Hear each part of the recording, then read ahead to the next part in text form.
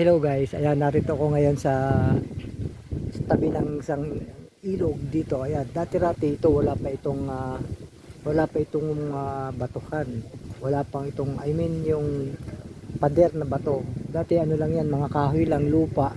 Pero ngayon may improvement na yan, ayan oh. Gumanda na yan ah.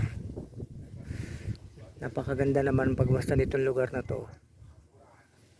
Ayan o, mga bangka, nakapili lang yan dyan.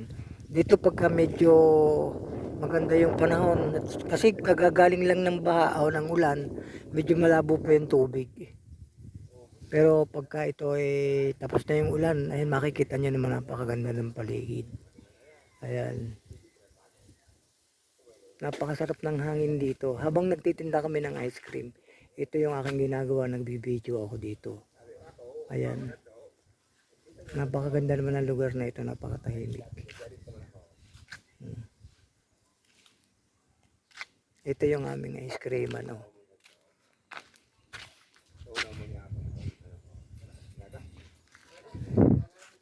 Ayan. Okay guys. Tahimik ang lugar na ito, masarap manirahan dito, ang sarap ng hangin. Napakasarap ng hangin dito sa lugar na ito. Kasi nga tabi ng ilog, ay napakalaki ng ilog na to, napakahaba ng dati-dati wala pa yung pader eh, ayan oh. Pero yan makikita nyo naman yan, may pader na ngayon yan. Dati puro lupa pa lang yan.